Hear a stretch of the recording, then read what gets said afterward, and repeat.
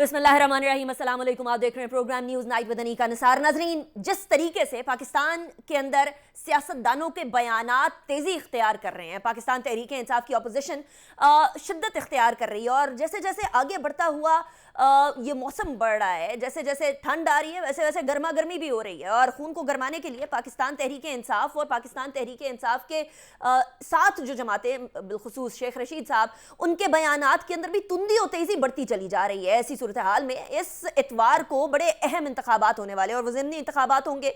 ज़िमनी इंतखाबात के अंदर 8 नेशनल असम्बली के हल्के और 3 जो है वो पीपी के हल्के मौजूद होंगे, यानी प्रोविंशियल असेंबलीज के हल्के, और जो तीनों की तीनों पंजाब से हैं। इसके अंदर 8 में से 7 हल्कों के अंदर इमरान खान साहब खुद कैंडिडेट हैं। एक बहुत बड़ा इम्तिहान पाकिस्तान तहरीक इंसाफ के लिए खड़ा है, इसलिए क्योंकि अगर पाकिस्तान तहरीक इंसाफ तमाम के तमाम 7 हल्कों पर जीत जाती है तो इसका मतलब यह है कि पीटीआई अपनी जगह पर स्टे कर रही है, लेकिन उसके साथ साथ किसी एक हल्के को का इंतखाब इमरान खान साहब को करना होगा और बाकी सारे हल्कों के ऊपर दोबारा ज़िमनी इंतखाबात की बात आएगी। इसका मतलब ये कि इसके बावजूद कि इमरान खान साहब 7 के 7 हल्कों पर जीत जाएं, फिर भी वो किसी भी तरीके से ये बात तय नहीं कर पाएंगे कि जो पार्लियामेंट के अंदर अक्सरियत है वो उनकी होगी या नहीं होगी। एक और इंटरेस्टिंग बात यह है कि इमरान खान साहब का अभी इस्तीफा मंजूर ना होने की वजह से वो अभी भी मेंबर नेशनल असेंबली हैं, चाहे वो आलम बरज़ख में है, लेकिन मेंबर नेशनल असेंबली हैं और मेंबर नेशनल असेंबली होते हुए 7 और हल्कों के ऊपर नेशनल असेंबली के वो इंतखाबात लड़ेंगे। ये भी एक बड़ी इंटरेस्टिंग बात है। नॉट जस्ट दैट,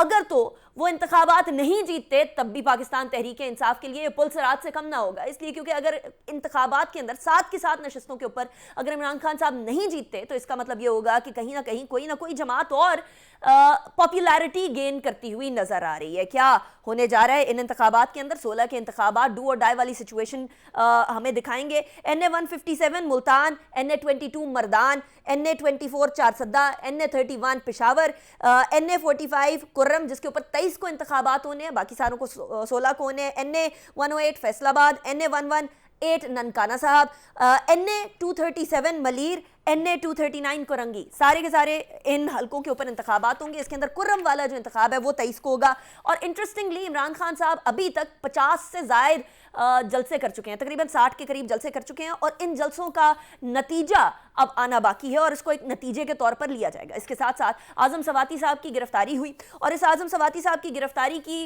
वजह से एक अलग केओस बन गया है। सेनेटर आज़म सवाती का जो बयान था, एक ट्वीट था, बड़ा मुतनाज़ ट्वीट था, उसकी वजह से उनको गिरफ्तार कर लिया गया FIA की तरफ से। FIA को 2 दिन का रिमांड भी दे दिया गया है। आज़म सवाती साहब का नाम मनी जो ममनुआ फंडिंग वाला केस है जो पाकिस्तान तहरीक इंसाफ का है, उसके अंदर भी उनका नाम शामिल है। नॉट जस्ट दैट, मुकदमा पीका सेक्शन 20 के तहत दर्ज किया गया है आज़म सवाती साहब के ऊपर। अब वहां क्या होने जा रहा है और ये पाकिस्तान की सियासत के अंदर क्या होता चला जा रहा है कि एक जगह वो वाली सारी सियासी जमातें जो कि कहती थी कि पॉलिटिकल विक्टिमाइजेशन नहीं होनी चाहिए और सियासी बुनियादों के ऊपर कोई भी किसी किस्म का मुकदमा नहीं बनना चाहिए, अब वही वाली सियासी जमातें पॉलिटिकल मोटिव्स के ऊपर मुकदमे बनाते हुए नजर आ रही हैं। इसके साथ साथ हुकूमत एक और काम भी कर रही है। इमरान खान साहब को अंडर प्रेशर रखने के लिए सुप्रीम कोर्ट में जा रही है वो 25 मई वाला मामला जो कि इस्लामाबाद हाई कोर्ट से तय पाया था। उसके अंदर इमरान खान जो है वो सुप्रीम कोर्ट के 25 मई के फैसले को की खिलाफ वर्जी की थी, इसलिए हुकूमत अब जाएगी अदालत के अंदर एक बार फिर।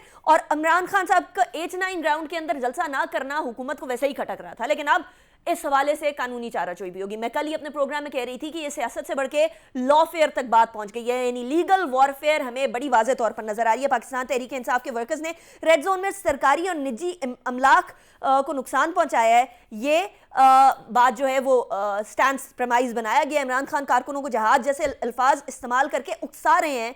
पाकिस्तान तहरीक इंसाफ रहनुमा अदलिया और रियासती इदारों को बदनाम करने का ट्रेंड चला रहे हैं।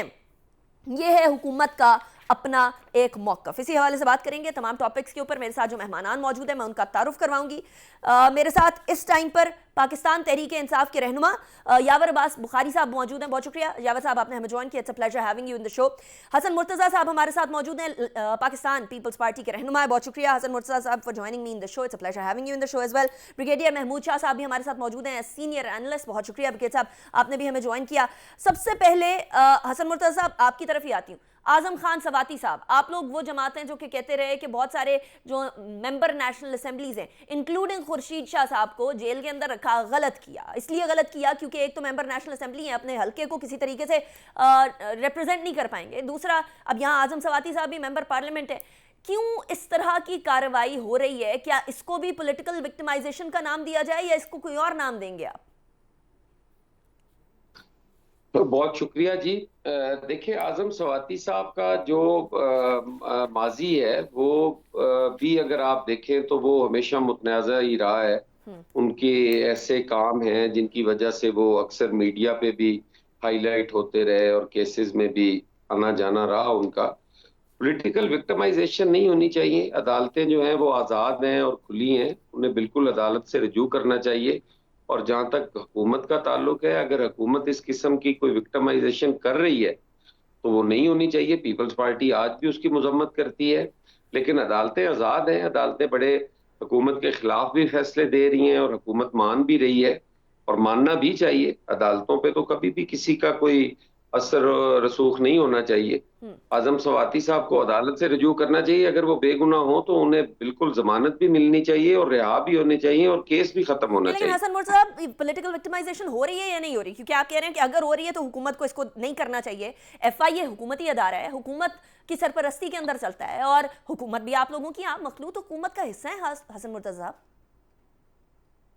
देखिए, मैं कब कह रहा हूँ कि हम हिस्सा नहीं है या मखलूत हुकूमत नहीं है। इत्तेहादी हुकूमत है, बिल्कुल हम उसके हिस्सेदार हैं। उनके अच्छे बुरे के हम बिल्कुल जिम्मेदार हैं, हम उससे कभी भी भाग नहीं सकते। लेकिन गुजारिश ये है, अगर पॉलिटिकल विक्टिमाइजेशन होनी होती तो अब तक कई लोग गिरफ्तार हुए होते। खान साहब खुद गिरफ्तार हुए होते, उनके ऊपर इतने मुकदमात हैं, मालम जबा का है उनपे, और वो पीआरटी के हैं और कई केसेस हैं। उनका तो अपना हेलीकॉप्टर वाला केस भी है।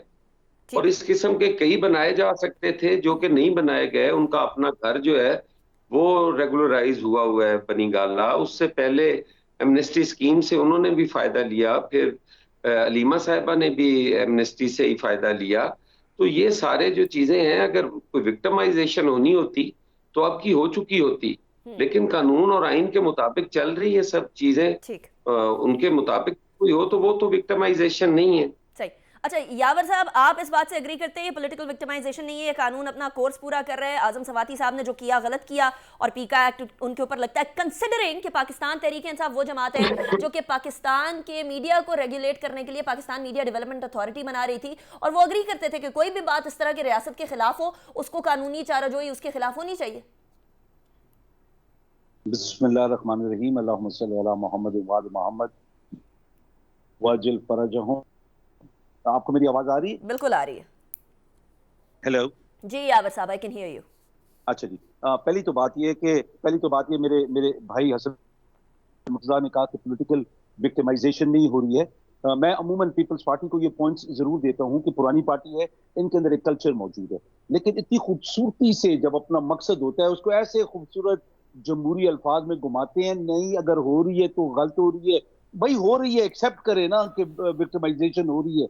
तो मतलब अगर हम उनके अच्छे और बुरे का हम लोग जिम्मेदारी उठाते हैं तो फिर ये बात खुल के करें कि यार हो रही है, कर रहे हैं, क्योंकि आप लोग कर रहे हैं। फिर जहां तक बात है कि इमरान खान का, मालम जबा का और बीआरटी का, उनके खिलाफ कोई केस नहीं है। हसन मुर्तजा साहब अपनी इंफॉर्मेशन को सही कर ले। जहां तक बात है हेलीकॉप्टर का केस, आप चलाएं, आप बिस्मिल्लाह। अलीमा खान ने अगर एमनेस्टी ली तो लीगल काम किया, इलीगल काम नहीं किया। आप लोग चाहे भी तो केस नहीं बना सकते मेरे भाई, ये गलत बातें मत हमारे साथ करें। आप लोगों का जो प्रॉब्लम है कि आप लोग सबसे पुरानी पॉलिटिकल पार्टी हो के और आपकी लीडरशिप के साथ जो नून ने किया, जो बेहूदियां की, मैं तो हैरान हूं कि आप जैसे लोग बैठे कैसे हैं लोगों के साथ। लेकिन चले, आपका अपना नसीब। जहां तक बात है कि पीका ऑर्डिनेंस और ये और वो, पीका ऑर्डिनेंस सिर्फ इसलिए नहीं था कि रेगुलेट किया जाए। पीका ऑर्डिनेंस रेगुलेट प्लस रिस्पॉन्सिबल करने के लिए किया गया था कि जो जिसका दिल आए टिकट चला दे, जो जिसका दिल आए खबर चला दे। इस चीज से इज्तनाब करने के लिए काम किया गया था कि एक रिस्पॉन्सिबल मीडिया और एक इंडिपेंडेंट मीडिया, हमारी जो मैं समझता हूँ कि हमसे जो कसूर हुआ, वो जो नून जिस तरीके से मीडिया को हैंडल करती थी, हम लोग उसको अनफेयर टैक्टिक्स कंसिडर करते थे। लेकिन चलें, एडवर्टाइजमेंट हमने नहीं दिए, और फिर मीडिया हम पे जो इल्जाम लगाता था कि हुकूमत इश्तिहारात नहीं देती, हुकूमत इश्तिहारात देती थी, हुकूमत वैसे नहीं देती थी जैसे नून फेवर करती थी, क्योंकि जो बिजनेस प्लान बनता है हर मीडिया हाउस का, इट शुड बी बेस्ड कि आप क्या लेकिन कारोबार कर रहे यावर हैं, साहब ना मसला कि ये है, हुकूमत क्या यहाँ आपको पीका ऑर्डिनेंस हुकूमत की क्या नहीं। इश्तिहार देगी। let me just add कि ये पीका ऑर्डिनेंस नहीं, हाँ, पीका please। एक्ट है। ऑर्डिनेंस जो है वो 120 डेज तक होता है Act। और एक्ट जो है वो एक कानून की फॉर्म में होता है, नंबर 1। नंबर 2 ये कि यहाँ तो सिर्फ ठीक। मीडिया की बात नहीं है ना यावर साहब, मसला तो यहाँ सियासतदानों का है। आप लोग आपस में लड़ा है, हम लोग तो सिर्फ खबरें दिखा रहे हैं। नहीं, ट्रू, लेकिन खबरें कई दफा इतनी रिस्पॉन्सिबल होती हैं जो बिल्कुल गलत होती हैं, और बिल्कुल मनगढ़ंत और झूठी खबरें होती हैं, चले। चाहे वो पीपल्स पार्टी के अगेंस्ट हो, चाहे नून के अगेंस्ट हो, चाहे पीटीआई, एनीबडी। देखिए, होनी नहीं चाहिए। डेफेमेशन तो है ही, डेफेमेशन का लॉ इस तरीके का है ही नहीं कि जहां पे पकड़ के किसी को रगड़ चले, सके।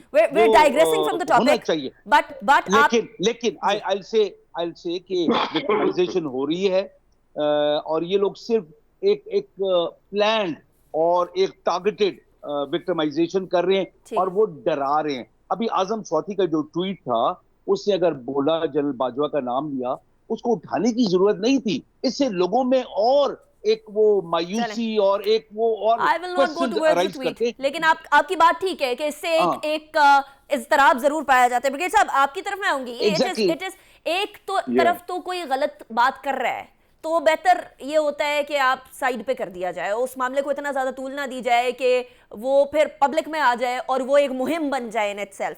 आपकी नजर में हुकूमत ने ये रिएक्शन देकर, क्योंकि FIA is under government, let me reiterate this, ये हुकूमत ने ये वाला एक्शन लेकर सही किया या गलत किया? जी बिल्कुल सही किया। स्वाति साहब का क्या हक है कि वो आर्मी चीफ का नाम ले। आर्मी चीफ का इस तमाम मामले में अदालत ने एक फैसला दिया है, आप जाने और अदालत जाने आर्मी चीफ का नाम क्यों लिया है, और मेरे ख्याल में इसको पकड़ के इसको पूरी सजा दी जाए। मैं समझता हूँ ताकि इसकी हमेशा ये जुर्रत ना हो। ये चोर किस्म का आदमी जो भी ये अमेरिका में करता रहा है, वहां से ये भागा हुआ है, यहाँ पर पैसे के बलबूते के ऊपर जो है ये सियासत कर रहा है। इसको हम कब से जानते हैं, ये मानसेरा का आदमी है, वह गली गली में लोग कहते हैं कि ये चोर आदमी है, और इसकी इतनी जुर्रत की आर्मी चीफ का नाम ले। आर्मी चीफ का नाम लेकर मेरे ख्याल में हुकूमत ने बहुत अच्छा किया है कि बगैर टाइम वेस्ट किए हुए या बगैर मसलत के शिकार हुए, बगैर इसको पकड़ के और उसको पूरी सजा दे, जिस तरीके से पहले लोगों को दी जा चुकी है और उनको पता चला है, और अभी तक जो है वो दोबारा नाम नहीं लेते आर्मी का, या इन्होंने मजाक बनाया हुआ है। ये एक आदमी, इसकी अपनी पोजीशन देखो, अपनी इसकी वो देखो, जो भी है, और सियासत करनी है तो करें, आपस में जो मर्जी है करें। आप क्यों आर्मी चीफ का नाम लेते हैं बगैर किसी वजह के जिसका कोई ताल्लुक नहीं है? राइट, आपका पॉइंट भी बड़ा स्ट्रांग है, क्योंकि आईन हमें वैसे इजाजत नहीं देता जुडिशरी और आर्म्ड फोर्सेस के खिलाफ उनको मलाइन करने के लिए, तो आईनी तौर पर भी ये गलत है, और पीका एक्ट तो अपनी जगह पर है ही। लेकिन this is a very interesting topic, क्योंकि दोनों साइड के पास अपने अपने आर्ग्यूमेंट्स मौजूद हैं। मैं ब्रेक की तरफ जाऊंगी, ब्रेक के बाद फिर वापस आएंगे और उसके बाद फिर वो टॉपिक भी ऐड करेंगे कि अब जो ज़िमनी इंतखाबात होने वाले हैं 16 तारीख को, यानी आज से ठीक 3 दिन बाद, उसमें क्या होने जा रहा है। After break.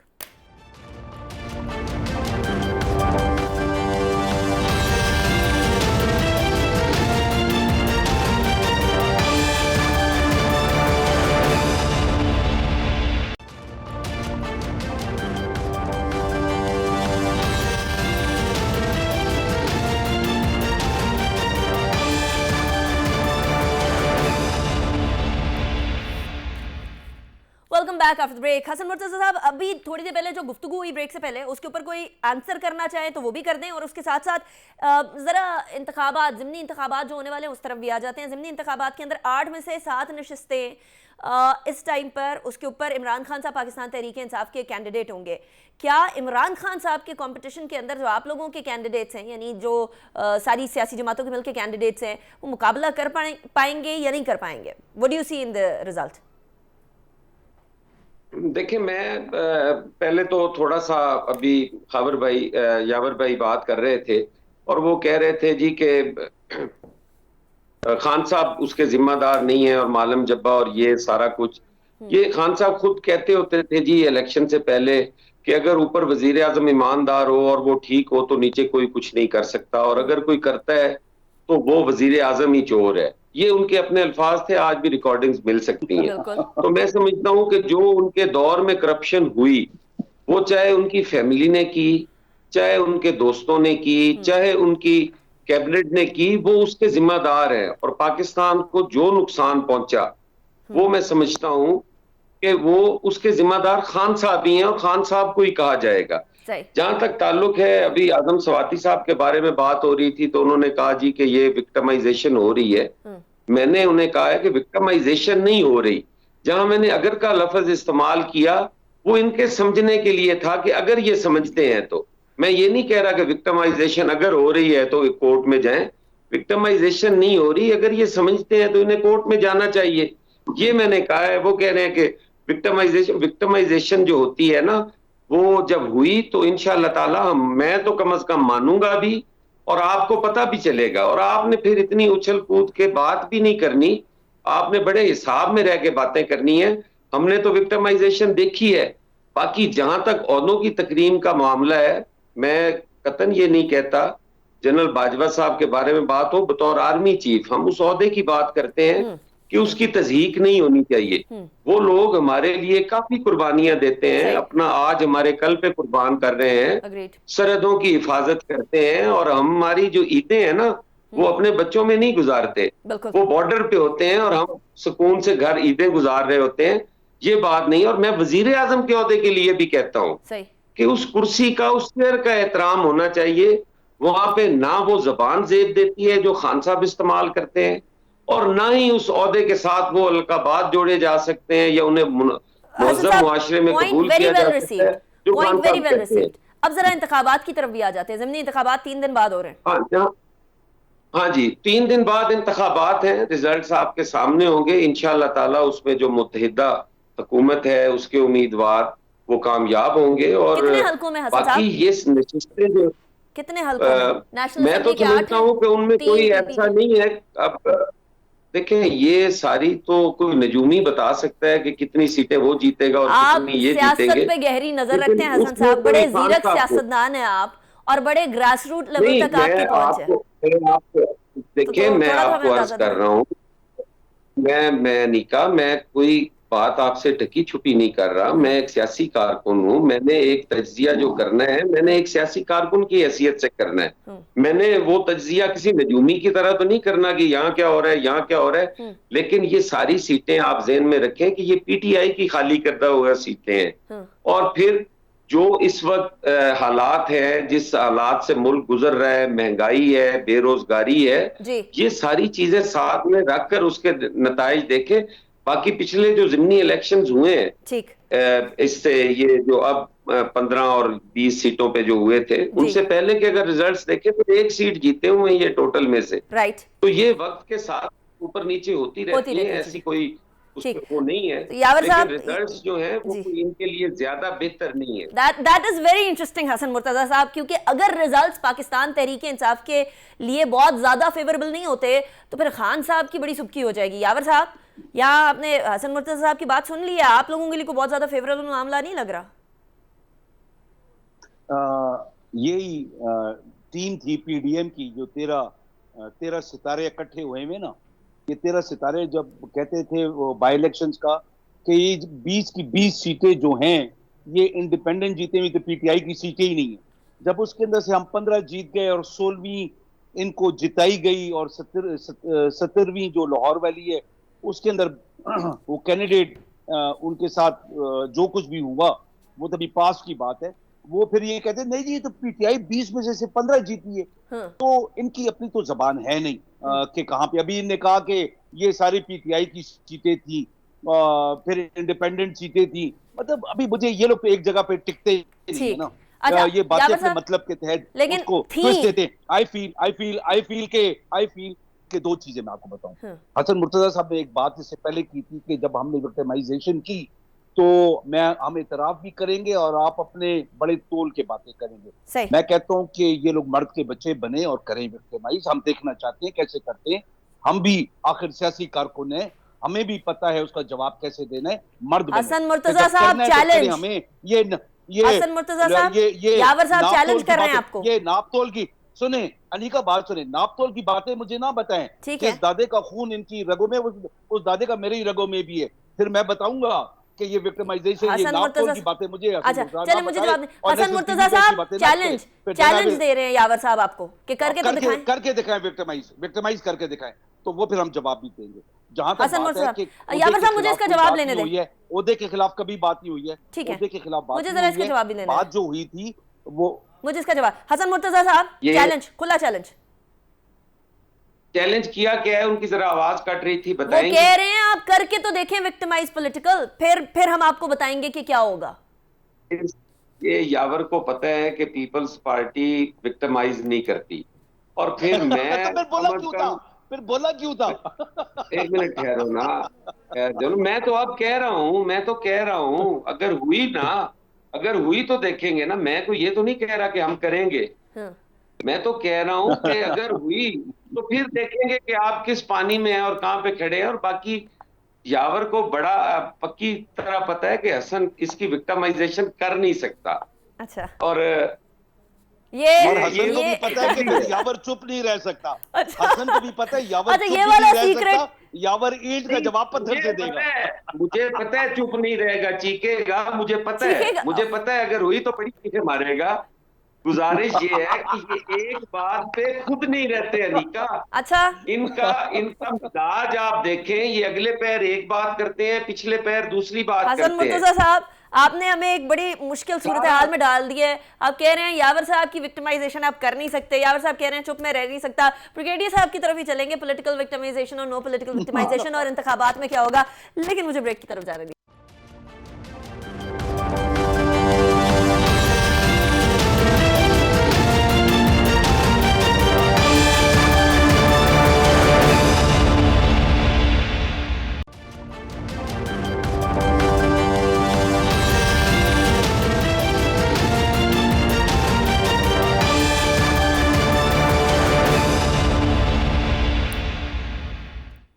Welcome back after break पे जाने से पहले बात कर रहे थे कि 8 कौमी असम्बली के हल्के और उसके अंदर से 7 के ऊपर इमरान खान साहब पाकिस्तान तहरीक इंसाफ के कैंडिडेट, 3 पंजाब असम्बली के हल्के और सारे के सारे हल्के बड़े इंपॉर्टेंट हैं।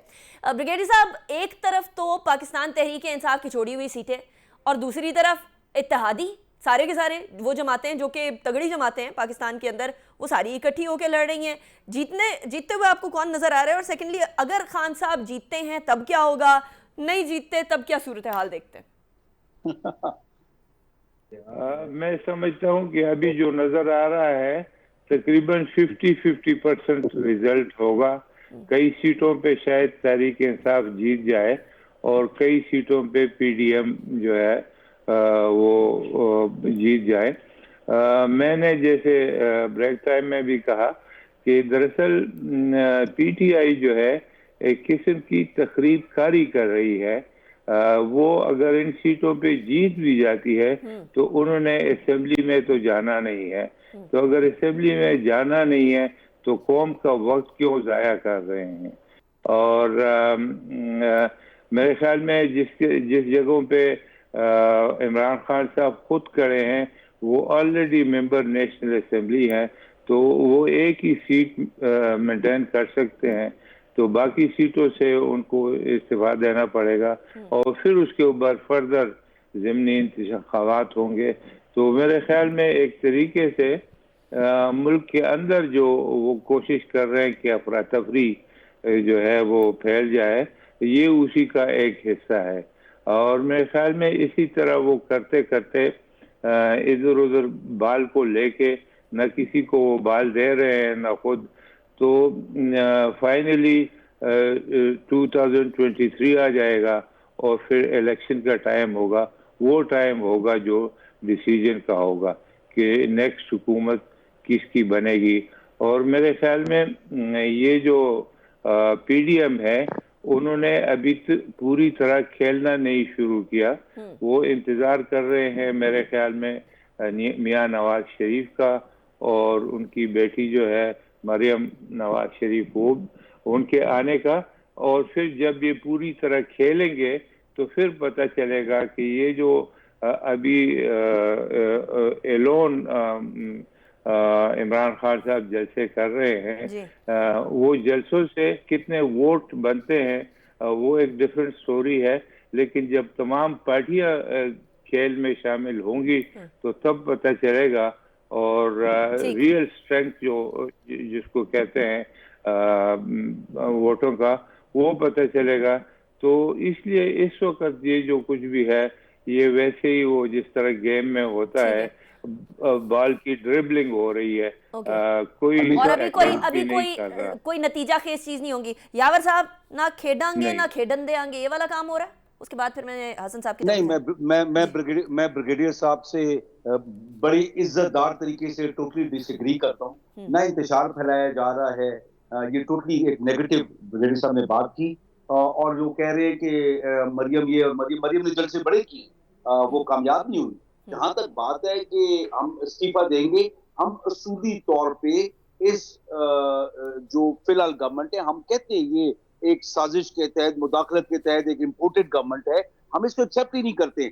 लेकिन हम सीट्स को खाली नहीं छोड़ेंगे कि वो बिला मुकाबला अगला जीत जाए और आ जाए। हम अपनी प्रोटेस्ट बार बार लॉन्च करेंगे, ये हमारा आईनी हक है।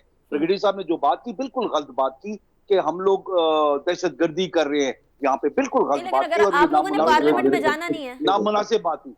सुने, नामुनासिब बात थी। हम सिर्फ दिखाना चाह रहे हैं कि ये हमारी स्ट्रेंथ है, हम प्रोटेस्ट करेंगे, हम जीत के रिजाइन करेंगे, ये हमारा आईनी हक है। ये दहशतगर्दी इसको नहीं कहते। तो हम प्रोटेस्ट करेंगे, हम दोबारा रिजाइन करेंगे, दोबारा इलेक्शन जीत के आप पार्लियामेंट में जाएं यावर साहब, तो क्या ही बात है, गरीब अवाम है, ज़िमनी इंतखाबात नहीं, उससे पार्लियामेंट में हम जाने के लिए तैयार, पार्लियामेंट में जाने के लिए हम बिल्कुल तैयार हैं। साइफर को JIT के थ्रू इन्वेस्टिगेट करवाया जाए कि ये क्या था, फिर इलेक्शन की बात की जाए। हम लोग असेंबली में जाने के लिए खान साहब ने कहा हम तैयार हैं, हम खुले दिल से जाएंगे असेंबली के अंदर। देखिए, जाना चाहिए, बैठना चाहिए, हमें असेंबली से बाहर नहीं होना चाहिए। ठीक है, हसन मुर्तजा साहब, बॉल आपके कोर्ट में डाल देते हैं। बार बार ये लोग कहते हैं कि इलेक्शंस की बात करें, साइफर की बात करें JIT के थ्रू, तो फिर उसके बाद हम आ जाएंगे पार्लियामेंट में, नो प्रॉब्लम एट ऑल। नहीं, देखिए, ये इनकी अनिका ख्वाहिश है, इनकी ये बड़े अरसे से है कि इन चीजों की ना हर ख्वाहिश तो पूरी नहीं की जा सकती। मुझे ब्रिगेडियर साहब की बात सुन के बड़ी खुशी हुई है। चलो, देर आए दुरुस्त आए, उन्होंने बिल्कुल सही कहा कि ये इस तरह है। और मैं समझता हूं कि अगर आज भी ये समझ रहे हैं कि ये हो गया है तो बहुत अच्छा है, ये मुल्क के लिए बड़ा अच्छा है, कौम के लिए बड़ा अच्छा है। इस वक्त फौज और हुकूमत जो है वो एक पेज पर है और मुल्क को जो चैलेंजेस हैं उनसे निकालने की भरपूर कोशिश की जा रही है। पता नहीं, उनका तो मुझे नहीं पता। मैं अनिका आज की बात कर रहा हूँ आपके प्रोग्राम में बैठ के। आज सारे एक पेज पर जरूर हैं। बाकी साइफर की जरूर तहकीकात होनी चाहिए जी। वो झूठ जो है सामने आना चाहिए कि उसमें क्या था, क्या हुआ। वो चाहे कोई अदालती कमीशन बने, चाहे कुछ हो, वो होना चाहिए। उस पर तहकीकात बहुत जरूरी है जी। अगर वो ना हो तो वो जो बयानिया इस वक्त बनाया जा रहा है उसमें तो पाकिस्तान बिल्कुल आइसोलेट होकर रह जाएगा। उसकी जो खारजा पॉलिसी है ही कोई नहीं। अब आज आप देखें, चेयरमैन बिलावल भुट्टो जरदारी की काविशों से, कोशिशों से आज हम कुछ अपनी खारजा पॉलिसी को दुरुस्त सिमत की तरफ ले जाने की कोशिश कर रहे हैं। तो ये सारी चीजें हैं, इंशाअल्लाह ताला ये हुकूमत जो है इन तमाम चैलेंजेस से निपटेगी और ठीक करेगी। ठीक हो गया। हसन मुर्तज़ा साहब, thank you very much. Yawar Bukhari साहब, thank you very much for joining me. Brigadier Mahmood Shah साहब, thank you very much for joining me in the show. इसी के साथ 16 को क्या होना है उससे कतई नज़र अवामी मसाइल हल होने चाहिए, सबसे बड़ी बात यह है। और आधी अवाम के पार्लियामेंटेरियन जो रिप्रेजेंटेटिव्स हैं वो बाहर बैठे हुए हैं। मसले को किसी ना किसी तरीके से, किसी ना किसी डगर पे तो लगाना ही पड़ेगा, बट ऐसा होगा या नहीं होगा इसके ऊपर बहुत बड़ा सवाल ये निशान है। अनीका निसार को इजाज़त दीजिए, अपना बहुत ख्याल रखिएगा। अल्लाह हाफ़िज़ नासिर।